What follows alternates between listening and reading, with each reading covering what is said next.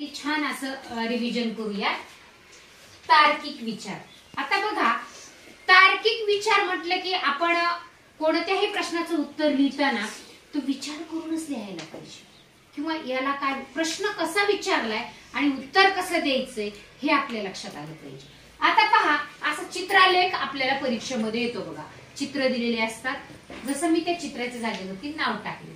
आता पहा, चित्रालेख माहितीये तुम्हाला? हो। कडुलिंबाची झाडं किती आहेत? 5। पिंपळाची झाडं किती आहेत? 7। वडाची झाडं किती आहेत? 4। आणि चिंचेची झाडं किती आहेत? 9 आहेत। मग आता चिंचेची झाडं किती आहेत बरं एकूण? 9। बघा, मग आपण इथेच तर चूक करतो। प्रमाण दिलेलं असतं, या तक्त्याच्या बाजूला कुठेतरी प्रमाण असतं। एक झाड म्हणजे किती? 25। एक झाड म्हणजे किती? 25। मग आता चिंचेची झाडं किती होतील? काय करावं लागेल? किती झाडं आहेत? 9। मग एक झाड जर 25 असेल तर 9 झाडं मिळून किती होतील? 9 झाडाचे काय काय करावं लागेल? क्रिया सांगा मला, काय करावं लागेल? क्रिया सांगा, क्रिया सांगा। एक झाड 25 तर 9 झाडाचे काढण्यासाठी काय क्रिया करावं लागेल सांगा, क्रिया सांगा मला, फक्त उत्तर नका सांगा। गुणाकार करावा लागेल, कारण 9 झाडं आहेत, 25 गुणिले 9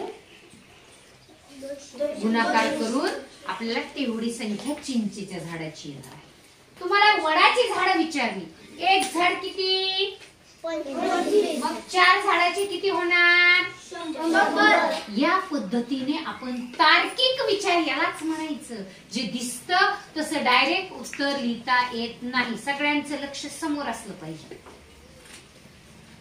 म्हणत तरच आपलं उत्तर काय येणार आहे? बरोबर असणार। तार्किक घटकाचं नावच तार्किक विचार आहे। पहा, आता पहा, वड आणि कडुलिंब यांची मिळून झाडं किती होती? डायरेक्ट मग आपण 5 अधिक 4 9 करणार का? नाही करणार। एक झाड म्हणजे किती प्रमाण दिलंय? 25। मग हे 5 आणि हे 4 9 झाले, म्हणजे किती होणार? एक झाड 25 225। म्हणजे यालाच तर तार्किक विचार म्हणायचं, बरोबर आहे?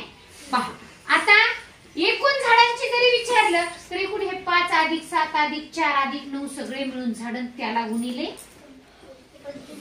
तरच आपले पूर्ण झाडांची संख्या येणार। बरोबर 41, 6 बरोबर 24, 7 बरोबर 52, तर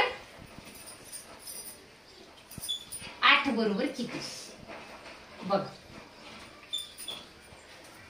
उत्तर कसं शोधायचं हे सांगा मला। पर्याय काहीही असो, पण तुम्ही उत्तराच्या पर्यंत तुम्ही कोणता क्ल्यू वापरून जाणार आहात। पहा, 5 बरोबर 41 कसे आले हे तुम्हाला आधी माहित पाहिजे, 6 बरोबर 24 कसे आले हे माहित पाहिजे, 7 बरोबर 52 कसे आले हे माहित पाहिजे, तरच तुम्हाला 8चं उत्तर काय असणार आहे त्या पर्यायातील हे कळणार आहे। सांगा बरं, 5 बरोबर 41 कसे, 6 बरोबर 24 कसे येते लक्षात? बघा, म्हणून आपल्याला रिव्हिजन घ्यायची। 4 अधिक 1 5 बरोबर आहे। 5 बरोबर 41 म्हणजे 4 अधिक 1 5, 6 बरोबर म्हणजे 2 अधिक 4 6, आणि 7 बरोबर 52 म्हणजे 5 अधिक 2 7। म्हणजे तुम्हाला जेव्हा 8चं उत्तर काढायचं असेल तेव्हा पर्याय शोधावा लागेल की दिलेल्या पर्यायामध्ये कोणत्या 2 अंकाची बेरीज 8 असणार आहे। मग ते 5 अधिक 3 म्हणजे इथे 53 असू शकतात, 35 असू शकतात, 44 असू शकतात। या पद्धतीने तुम्हाला तो पर्याय शोधावा लागेल। मी फक्त क्ल्यू विचारले की तुम्ही कसं उत्तर शोधणार। मग यासाठी बारकाईने जर लक्ष दिलं तरच हे तार्किक विचारावर असणारे जे गणित असतात ना, त्याला विचारपूर्वकच उत्तरापर्यंत आपल्याला जावं लागते। आता पुन्हा तार्किकला बघा, नीट लक्ष द्या। गव्हाला तांदूळ म्हटले, नीट लक्ष द्यायचंय। गव्हाला तांदूळ म्हटले, तांदळाला डाळ म्हटली, गव्हाला तांदळाला डाळ, नीट लक्ष द्या। डाळीला ज्वारी, डाळीला ज्वारी, ज्वारी